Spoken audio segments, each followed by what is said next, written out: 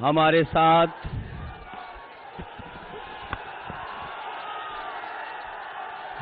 साथ मंच पर समाजवादी पार्टी और इंडिया गठबंधन के प्रत्याशी सांसद रमेश चंद्र बिंजी, पार्टी के हमारे जिलाध्यक्ष देवी प्रसाद चौधरी जी और बगल की लोकसभा से चुनाव लड़ रहे इंडिया गठबंधन के प्रत्याशी ललितेश पति त्रिपाठी जी, मंच पर उपस्थित हमारी पार्टी के बड़ी संख्या में नेता, क्योंकि सभी नेताओं का नाम लेना एक बड़ी सूची है, इसलिए मैं देख रहा हूं जहां हमारी पार्टी के जिलाध्यक्ष हैं मनोज पारस जी हैं, लालजी वर्मा जी हैं, योगेश प्रताप जी हैं, शिवशंकर जी हैं, कैलाश चौरसिया जी हैं, परवेश खां साहब और बड़ी संख्या में इंडिया गठबंधन के, समाजवादी पार्टी के नेता, कांग्रेस पार्टी के नेता, आप पार्टी के और इन सभी दलों के सभी पदाधिकारी और इस चुनावी जनसभा में उपस्थित बड़ी संख्या में हमारे सभी आदरणीय बुजुर्ग, किसान भाई, माताएं, बहनें, बड़ी संख्या में नौजवान साथी और पत्रकार बंधुओं, मैं सबसे पहले यहां पर चुनावी जनसभा में उपस्थित आप सबका बहुत बहुत धन्यवाद और आभार प्रकट करना चाहता हूं। मैं देख रहा हूं कि जहां हमारा बहुत विशाल पंडाल लगा है, वो पूरा पीछे तक हमें भरा दिखाई दे रहा है। जहां पीछे तक पंडाल भरा है, सड़क पर भी लोग दिखाई दे रहे हैं। सड़क के ऊपर जो दूसरा फ्लाईओवर हमें दिखाई दे रहा है, वहां भी समाजवादी पार्टी का लहराता हुआ झंडा दिखाई दे रहा है मुझे। पंडाल के बगल में छोटा पंडाल दोनों तरफ है, वो भरा है, और पंडाल के बाहर भी चारों तरफ जहां जहां मैं देख सकता हूं, और दूर हेलीकॉप्टर तक, और जिन नौजवानों के हाथों में थोड़ी बहुत ताकत थी, बच बचा करके पंडाल के ऊपर भी पहुंच गए हैं। ये जो जोश और उत्साह दिखाई दे रहा है, ये जो उत्साह दिखाई दे रहा है, इस बार मुझे पूरा भरोसा है कि मिर्जापुर लोकसभा से रमेश बिंजी जीत करके चुनाव जा रहे हैं।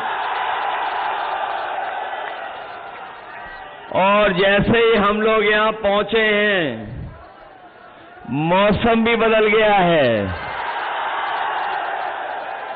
ये केवल मौसम बदलने के या मौसम ही नहीं बदला है, इस बार राजनीतिक मौसम भी बदलने जा रहा है।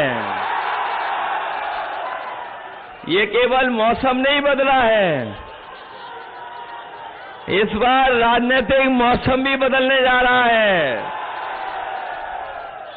और जो लोग कहते थे 400 पार, 400 पार,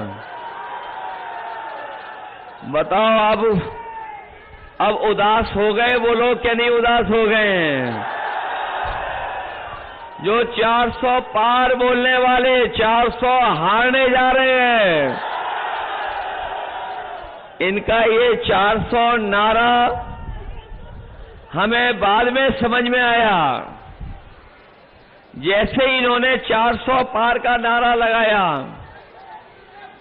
हमें लगा कि ये 400 पार की बात कर रहे हैं, 400 सीटों की बात कर रहे हैं, लेकिन जब सही तरीके से समझा नारा को तो ये 400 पार का मतलब हुआ जिस तरीके से हम और आप कहते हैं उस पार, सड़क के पार, दीवार के पार, तो 400 पार। बताओ कितनी सीटें बचती हैं? 543 में कितनी बची? 400 पार 143। इस बार देख लेना, 140 करोड़ की जनता इन्हें 140 सीटों के लिए भी तरसा देगी। और हम लोग तो पहले चरण से चुनाव देख रहे हैं। जो पश्चिम से हवा चली थी, जो हवा पश्चिम से चली थी, उसी ने माहौल बना दिया। और माहौल ऐसा बना है कि जनता का गुस्सा 7वें चरण में 7वें आसमान में पहुंच गया है। इन्होंने तो रिकॉर्ड बनाया है नौकरी छीनने का। ये बात हमारे साथी मानते हो कि नहीं मानते हो? इन बीजेपी वालों ने पिछले 10 साल में रिकॉर्ड बनाया है नौकरी छीनने का, लेकिन समाजवादी पार्टी और इंडिया गठबंधन इस बार नौकरी देने का रिकॉर्ड बनाने जा रही है। नौकरी देने का हमने आपने इन लोगों की बहुत बातें सुनी हैं, और ये जो दिल्ली वाले मनमर्जी वाले हैं, ये जो दिल्ली वाले मनमर्जी वाले जो अभी कुछ दिन पहले मनमर्जी वाली बातें करके गए होंगे, वो बहुत सुनाते रहे मन की बात। न जाने कितनी बार सुनाई है मन की बात, लेकिन अब उनकी मन की बात कोई नहीं सुनना चाहता है। कोई मन की बात नहीं, अब होगी काम की बात और संविधान की बात, तभी देश हमारा खुशहाली के रास्ते पर जाएगा। बताओ 10 साल में,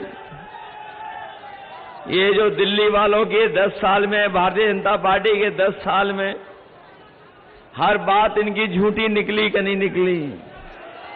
न केवल इनकी बातें झूठी नहीं, बल्कि इन्होंने हर वादा झूठा किया।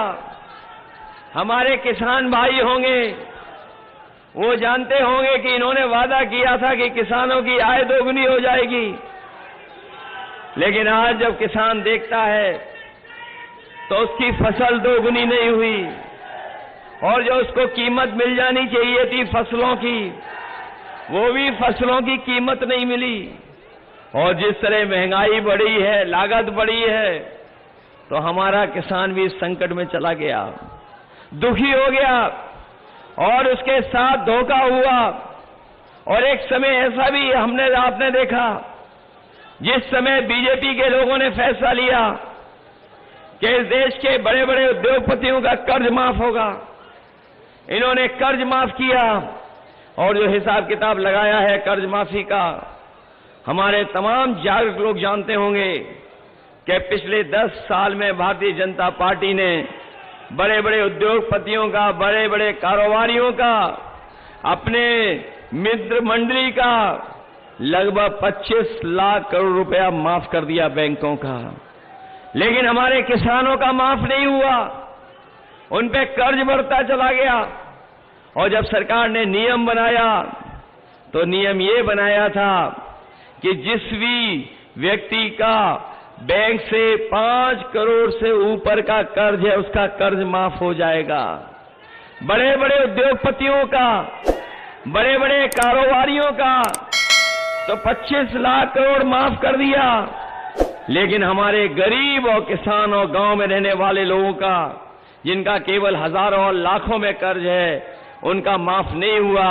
हम अपने किसान भाइयों को कह के जा रहे हैं, अपने आदिवासी भाइयों कह के जा रहे हैं, 4 जून के बाद सरकार बनने जा रही है, आपका पूरा का पूरा कर्ज माफ करने का फैसला होगा।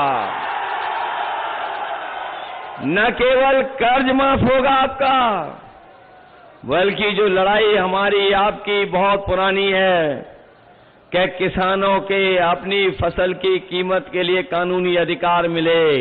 जहां कर्ज माफ होगा वहीं कानूनी अधिकार दिला करके अपने किसानों को लाभकारी मूल्य और एमएसपी दिलाने का भी फैसला होगा। हम लोग सुनते हैं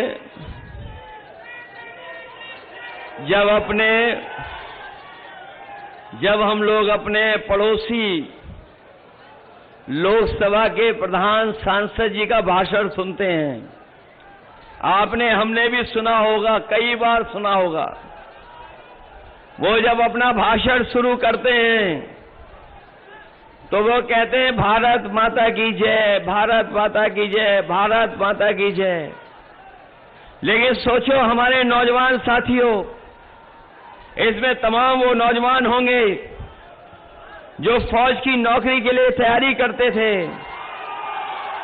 जो अपने खेतों पे दौड़ करके सुबह उठ करके अपना पसीना बहा करके इसलिए मेहनत करते थे, तैयारी करते थे कि एक दिन उन्हें मौका मिल जाएगा और फौज की वो पक्की वर्दी और पक्की नौकरी पा करके वो देश की सीमा की रक्षा करेंगे। लेकिन इस सरकार ने उस नौकरी को भी खत्म कर दिया और अग्निवीर जैसी व्यवस्था लाने का काम किया है।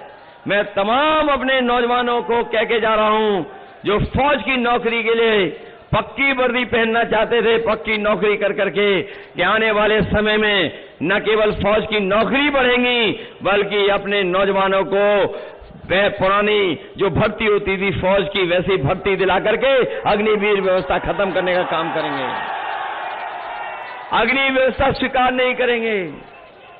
न केवल अग्निवीर व्यवस्था खत्म होगी, उसके साथ साथ जो सरकारी नौकरियां 30 लाख खाली पड़ी हैं, जो इस सरकार ने नौकरियां नहीं दी, उन 30 लाख नौकरियों को आरक्षण देकर के अपने नौजवानों का भाग्य बनाने का काम करेंगे।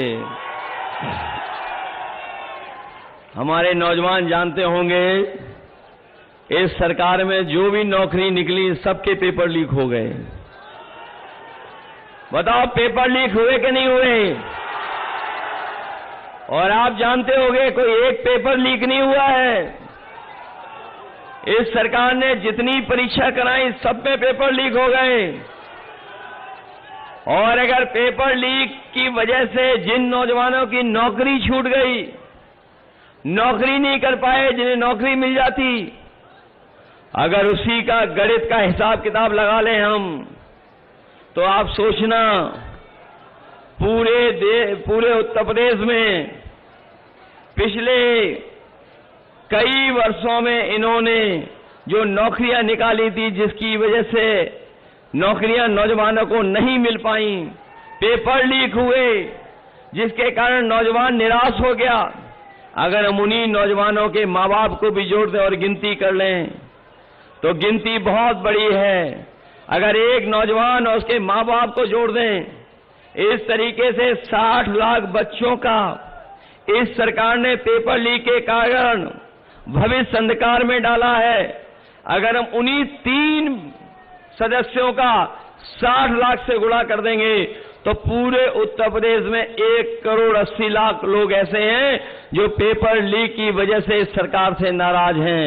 और अगर 1,80,00,000 उनका अगर हम भाग दे देंगे 80 लोकसभा से, तो हर लोकसभा से 2,25,000 लोगों का इनका वोट कम हो गया। बताओ भरपाई कैसे करेगी सरकार? हर लोकसभा में 2,25,000 केवल पेपर लीक के कारण। और ये पेपर लीक हुए नहीं हैं। मैं अपने नौजवानों से कहना चाहता हूं, ये आपको नौकरी नहीं देना चाहते थे, इसलिए सरकार ने जानबूझ करके पेपर लीक कराए हैं। वैसे तो ये हमेशा बुलडोजर तैयार रखते थे,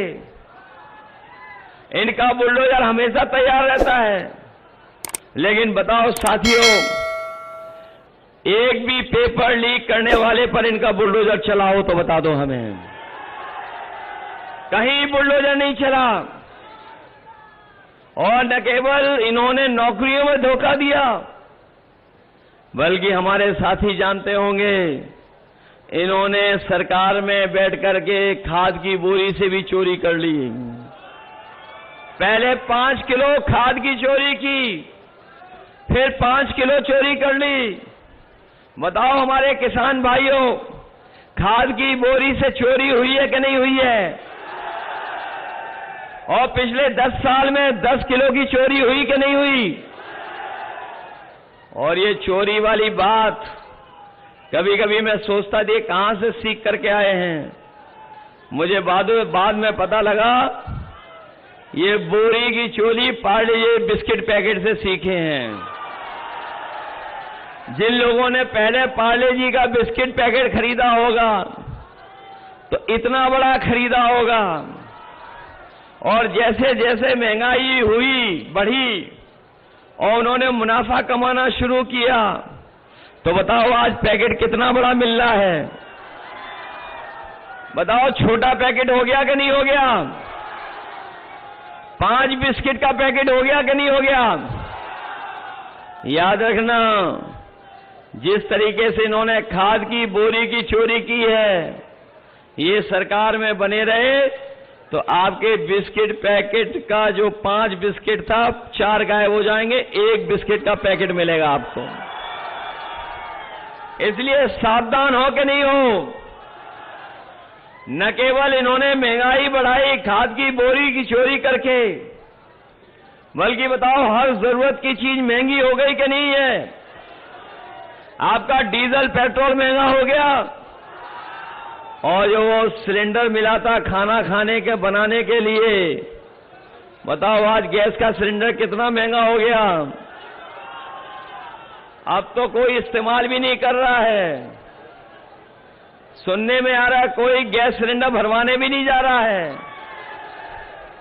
और आपकी जो मोटरसाइकिल थी, बताओ कितनी महंगी हो गई। पहले कितने रुपए की आती थी, आज कितने की आ रही है? आपकी दवाइयां महंगी हो गई कि नहीं हो गई? पहले बुखार ठीक हो जाता था 500 mg की गोली खाने में, लेकिन अब बीजेपी की सरकार में जाओगे डॉक्टर के पास तो आपको 650 mg की डोलो की गोली देगा, और उस गोली खाने के बाद भी बुखार नहीं ठीक हो रहा है। बताओ दवाइयां महंगी हो गई कि नहीं हो गई?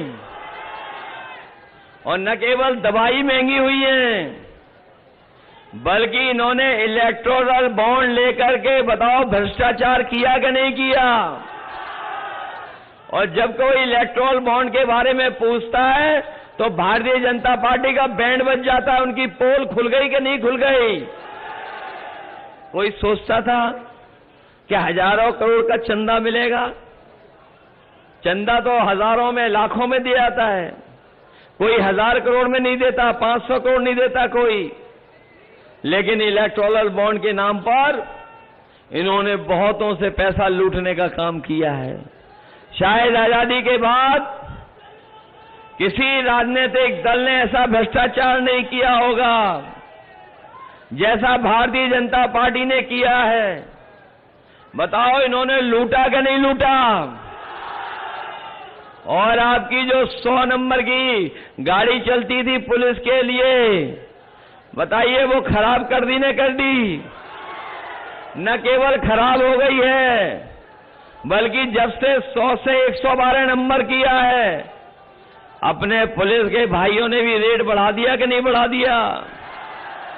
भ्रष्टाचार बढ़ा कि नहीं बढ़ा? और ये जो बड़े बड़े मेडिकल कॉलेज भी बनाए हैं, क्या उसमें इलाज हो पा रहा है किसी का? ये अब आपके पड़ोसी सांसद, आपके पड़ोस के सांसद जी, जो प्रधान सांसद जी, उन्होंने जो गांव लिया था गोद, बताओ किसी को याद है कौन सा गांव गोद लिया था? सब भूल गए कि नहीं भूल गए? यहां के लोगों ने भी गोद लिया होगा कोई गांव। बताओ क्या हालत है। बताओ देश के प्रधानमंत्री जी ने कसम खा करके मां गंगा को साफ करने का फैसला लिया था। बताओ मां गंगा साफ हो गई क्या? और मां गंगा तो नहीं साफ हुई, लेकिन उस सफाई के लिए जो पैसा आया वो सब साफ कर लिया सरकार ने। और यहां तो अलग तरह का भ्रष्टाचार चल रहा है। सुना है यहां तो अलग तरह का भ्रष्टाचार चल रहा है कि रास्ता बदल करके जाना पड़ रहा है। और रास्ता इसलिए बदल करके जाना पड़ रहा है क्योंकि कुछ लोग वसूलना चाहते हैं, कुछ लोग पैसा वसूल रहे हैं।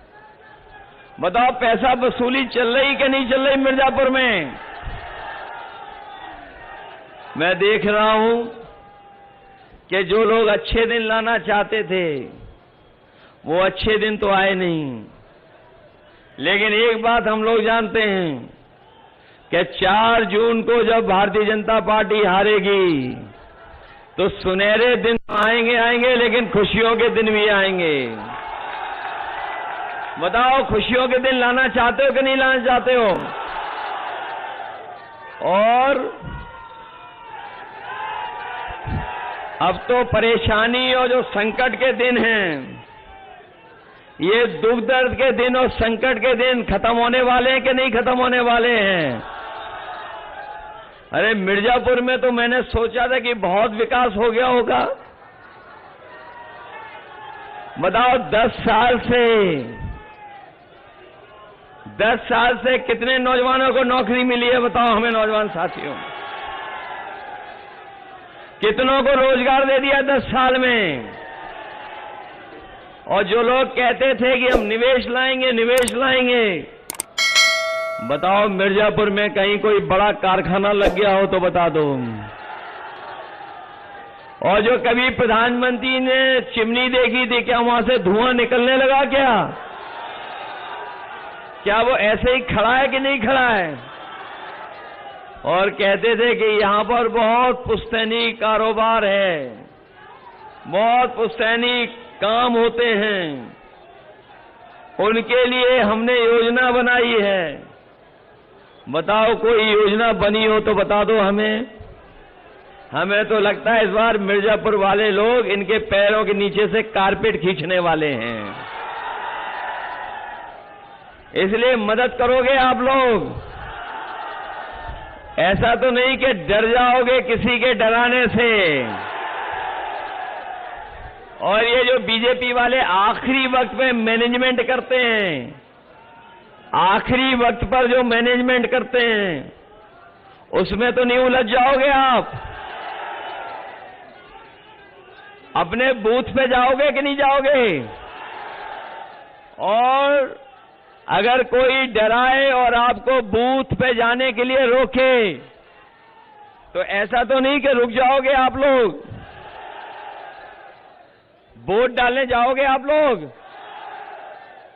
और सुनने में आया है कि जो लोग परिवारवाद की बातें करते थे,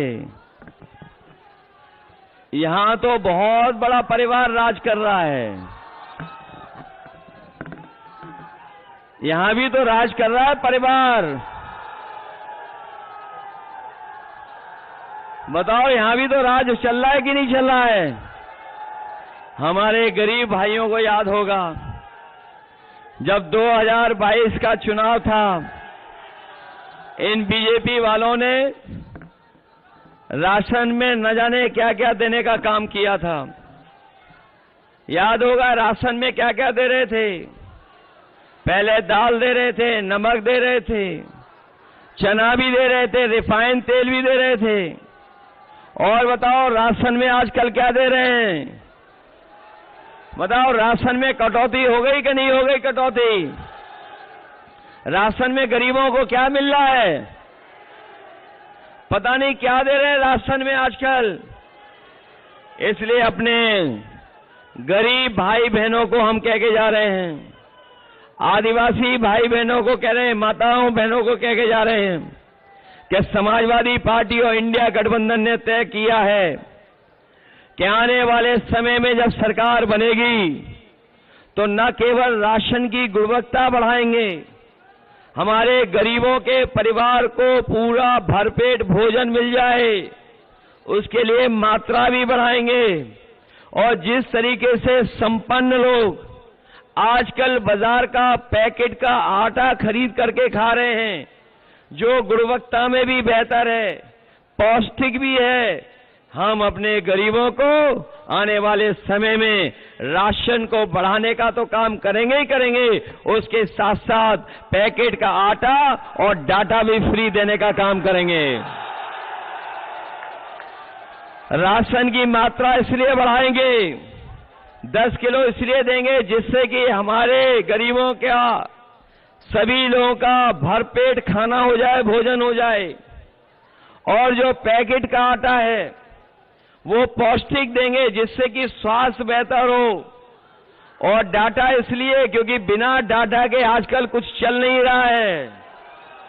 ये हमारे नौजवान जानते हैं कि अगर इनके पास डाटा होगा तो ऑनलाइन पढ़ाई भी कर लेंगे, डाटा होगा तो अपनी नौकरी भी ढूंढ लेंगे, डाटा होगा तो अपना फॉर्म भी भर लेंगे। ऐसा इंतजाम आने वाले समय में अगर कोई करने जा रहा है तो समाजवादी पार्टी और इंडिया गठबंधन करने का जा रहा है। जहां मैंने कहा कि 30 लाख सरकारी नौकरियां मिलेंगी आरक्षण के साथ साथ, वहीं हमारे शिक्षक 69,000 और लोग लगातार लड़ाई लड़ रहे हैं कि उनके साथ जो आरक्षण में भेदभाव हुआ है वो खत्म हो। हम उनको भरोसा दिलाते हैं। वहीं हम अपने शिक्षा मित्रों को भरोसा दिलाते हैं कि कभी शिक्षा मित्रों को सम्मान का जीवन और सम्मान का वेतन अगर किसी ने दिया था तो समाजवादी पार्टी ने आने वाले समय में अगर हमें सम्मान का उनको वेतन देना पड़ेगा तो अपने शिक्षा मित्रों को देने का काम करेंगे। साथ ही साथ जो आशा कार्यकर्ता हैं, जो आंगनवाड़ी हैं, उनकी बहुत पुरानी मांग रही है कि उनका मानदेय बढ़ाया जाए। हम उनको भी भरोसा दिलाते हैं कि इंडिया गठबंधन ने तय किया है कि उनका मानदेय भी दोगुना कर करके उनको भी सम्मान का जीवन जीने का मौका दिया जाएगा।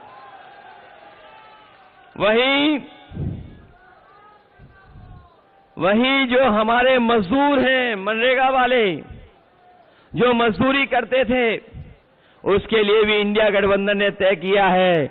अभी तो उन्हें 200 रुपए की मजदूरी मिल रही है, लेकिन जो महंगाई बढ़ी है, जो आर्थिक रूप से उनके ऊपर संकट परिवार के ऊपर आता है, हम उन्हें भरोसा दिलाते हैं 200 की जगह 450 उन्हें भी प्रतिदिन देने का काम होगा। इसलिए मदद करोगे सब लोग। ये लड़ाई तो समझ में आ गई है, चुनाव किसका है। ये चुनाव जहां हमारे आपके भविष्य का है, वहीं आने वाली पीढ़ी के भविष्य का चुनाव भी है, और साथ ही साथ ये संविधान बचाने का चुनाव भी है। इसलिए संविधान बचाओगे आप लोग। यही संविधान है जो हमें अधिकार दिलाता है, यही संविधान है जो हमें न्याय दिलाता है, यही संविधान है हमें और आपको आगे बढ़ने का मौका देता है, यही संविधान है जो हमारे लिए संजीवनी है। लेकिन ये भारतीय जनता पार्टी के लोग जो 400 पार का नारा दे रहे थे, वो संविधान को बदलना चाहते थे। लेकिन अब हमें भरोसा है अपनी जनता पर कि जो लोग संविधान बदलने को निकले हैं, उन सबको बदलने का काम ये जनता करेगी। बताओ, बदलोगे ने कि नहीं बदलोगे? और हमें तो ये यहां के बीजेपी के सांसद तो कमाल के लगते हैं, जिन्हें ईमानदार कोई पसंद ही नहीं है। अगर कोई ईमानदार अधिकारी है तो वो रुक नहीं सकता है। पता नहीं क्यों ईमानदार लोग नहीं पसंद हैं, लेकिन इस सरकार के लोगों को तमाम वो लोग पसंद हैं जो मिर्जापुर और सोनभद्र को खोद खोद करके लेकर के चले जा रहे हैं। और याद होगा आपको, ये वही सरकार वाले लोग हैं जो कहते थे न खाएंगे न खाने देंगे, याद है कि नहीं याद है? क्या कहते थे कि न खाएंगे न खाने देंगे, लेकिन ऐसा खाया है कि डकार भी नहीं ली, और इलेक्ट्रोल बॉन्ड का सब पैसा डकार गए, पूरा डकार गए कि नहीं डकार गए? इसलिए हम आपको सावधान करने भी आए हैं। वहीं अपनी माताओं बहनों को कह के जा रहे हैं, किसी समय पर नेताजी और समाजवादी पार्टी ने उनके सम्मान के लिए हम लोगों ने समाजवादी पेंशन दी थी। बहनों को पढ़ने के लिए कन्या विद्याधन 30,000 रुपए की मदद करते थे। लेकिन इस बार तो इंडिया गठबंधन ने तय कर लिया है कि आने वाले समय में गरीब परिवार की माताओं बहनों को 1 लाख रुपए उनके अकाउंट में पहुंचाने का काम होगा। 1 लाख रुपए उनके अकाउंट में पहुंचेगा। और कैसे पहुंचेगा वो तो सब जान गए हैं। कैसे पहुंचेगा पैसा उनके अकाउंट में? खटाखट खटाखट खटाखट। और ये बेईमान कैसे डकार गए? डकाडक डकाडक डकाडक। बताओ, बिना डकार के डकार गए कि नहीं डकार गए? इसलिए आप सबसे मैं निवेदन करने आया हूं कि हमें और आपको बहुत शानदार प्रत्याशी मिले हैं। बताओ, मजबूत प्रत्याशी है कि नहीं है?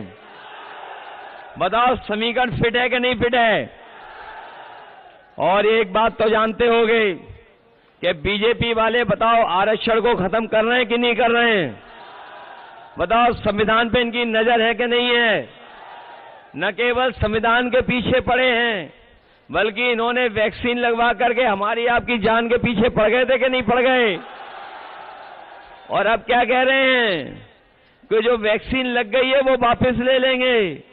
बताओ हमें कि जो शरीर में वैक्सीन चलेगी वो वापस कैसे लेंगे? इसलिए सावधान हो कि नहीं सावधान हो? बताओ, आरक्षण बचाओगे आप? लोकतंत्र बचाओगे? संविधान बचाओगे? ये तभी बचेगा जब भारतीय जनता पार्टी को आप हराने का काम करोगे। हराओ इनको। आप हरा दोगे कि नहीं हराओगे? बताओ, सफाया करोगे बीजेपी का? नहीं। और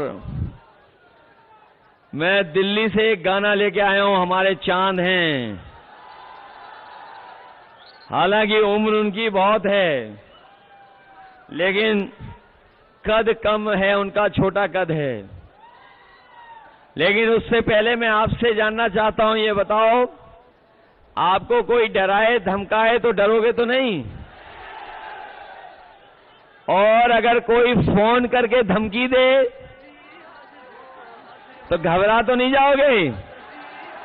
जो धमकी दे रहे उन्हें कह दो कि एक बोट से 2 सरकार जा रही है, दिल्ली वाली और लखनऊ वाली भी। अगर दिल्ली नहीं बचेगी तो लखनऊ कैसे बचेगी?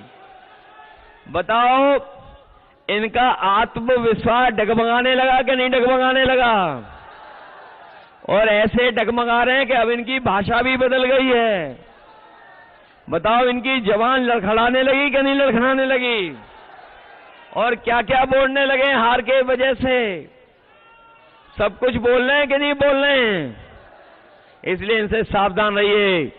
और ये दिल्ली से गाना आया है, ऐसे सांसद जिन्होंने कोई काम नहीं किया है, ऐसे सांसद जिन्होंने वादा करके जनता को धोखा दिया है, उनके लिए हमारे पास चांद मियां लाए, मिर्जापुर के सांसद के लिए गाना लेकर के आए हैं।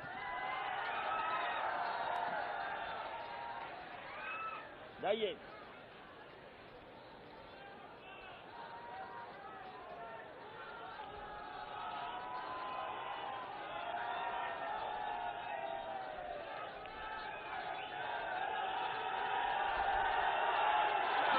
हाजिर हो सांसद जी, हाजिर हो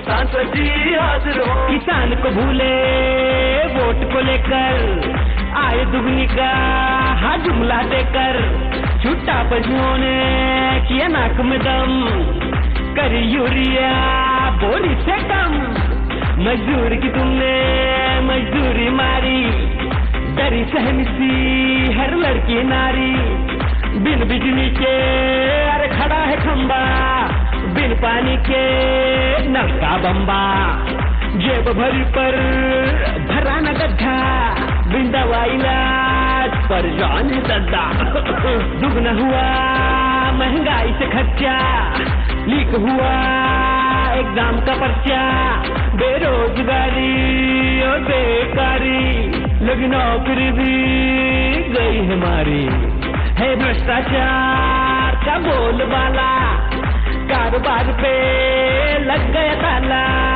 झूठे निकले संसद के वादे, जनता से फिर से अब भागे भागे, गुस्से में जनता ने यही पुकारा, अब ऐसा संसद नहीं दोबारा, नहीं दोबारा, नहीं दोबारा, नहीं दोबारा, अब ऐसे सांसद खारिज हो, खारिज हो, खारिज हो, अब ऐसे सांसद खारिज हो, खारिज हो, खारिज हो, अब ऐसे सांसद खारिज हो।